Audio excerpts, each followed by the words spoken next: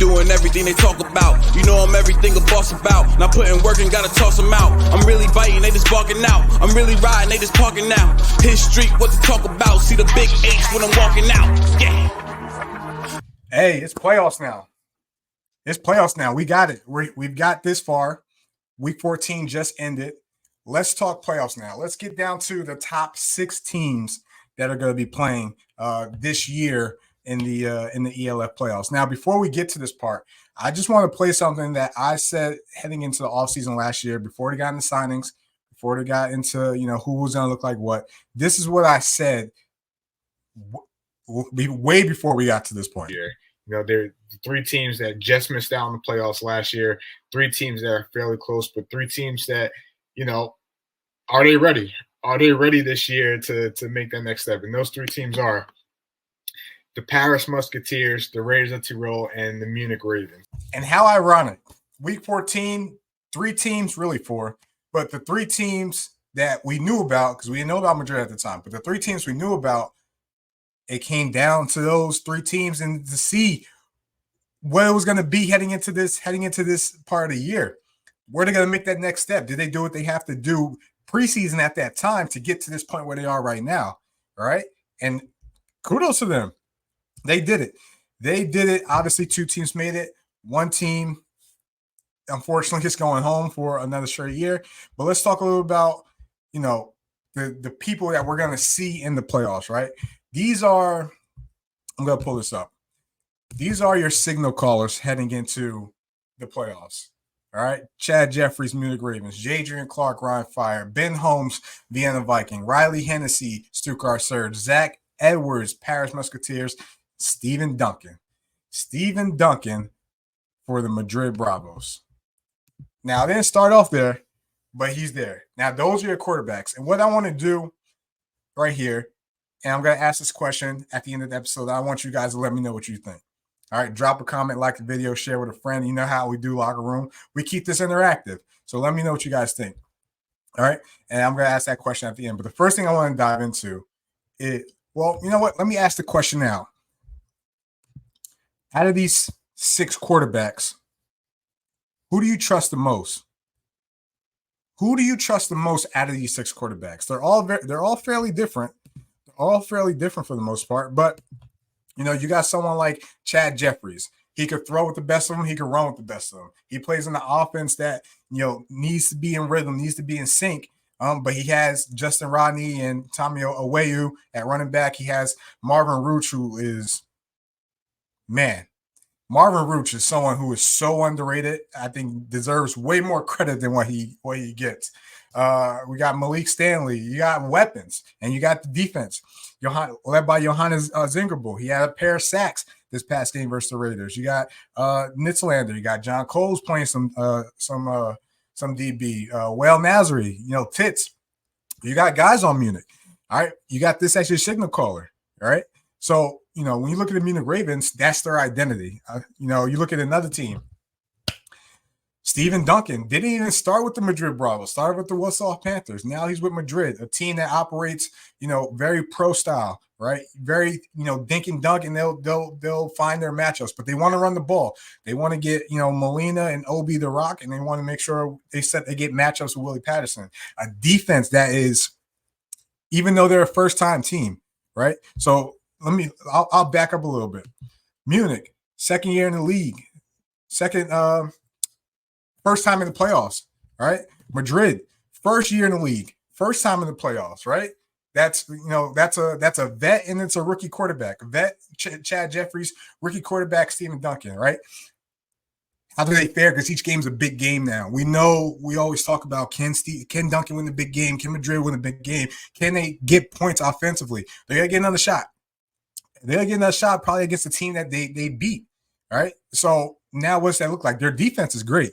And if it's, one thing that travels in the playoffs, the defense and running the ball, which is something that they could do.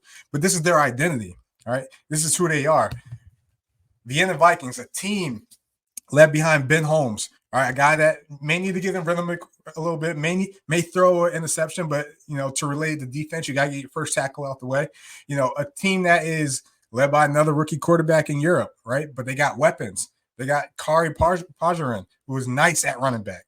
Reese Horn, Noah Torre, right? The hell of a season he had. A team led by weapons, a veteran defense led by a front seven that is ferocious. Obviously, they have a bye, a 2-week bye.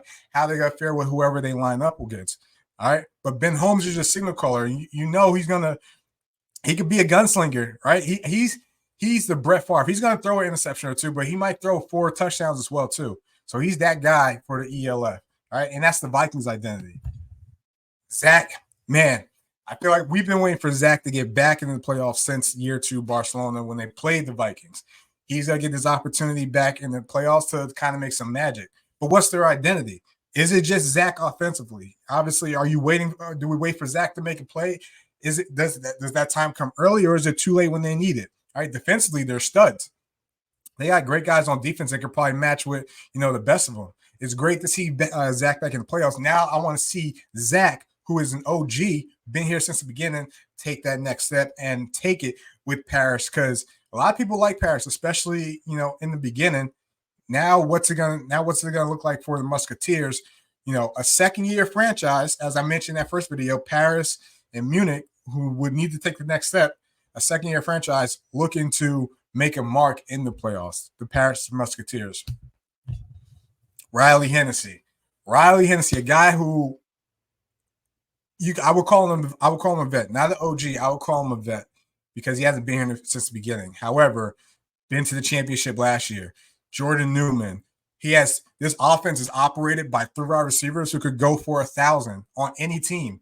All right, so you got the weapons out there. You also got running backs in Nicholas Kandar, Kai Hunter. Their defense, very unique, very, likes to give you different looks, but they're fast. They're fast. Mitch Fedek, Raheem Wilson, 2 of the top guys that lead the league in interceptions, right? And they can play with you up front, right? They can play with you up front. So the surge, is this now time for you guys to win the championship? You've been there last year. Now do you win it? Now do you take that next step? If we get week 1 versus Ravens surge, or beginning of the season surge, this team could be trouble. The only thing I worry about, how healthy are they?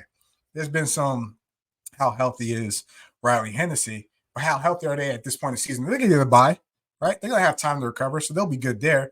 But is it time for the surge to get what they deserve, or to recapture what they tried to get last year, right? But that's their identity. That's our identity. The man, Jadrian Clark.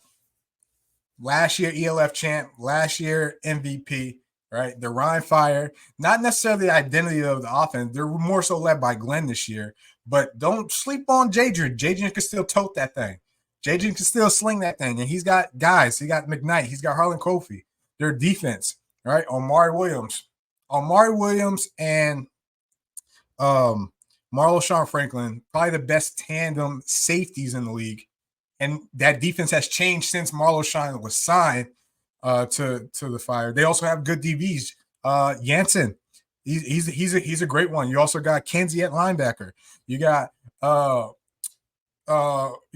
at linebacker as well too. I mean, the Fire aren't going nowhere. And the only difference this year with the Fire is that they're playing in the wild card, right? And they'll probably gonna get Madrid. But when you look at all these quarterbacks, as I mentioned, right? Who do you trust? Who do you trust? Who do you want to see in that big game? Because we're getting close to it. We're about 3 weeks away.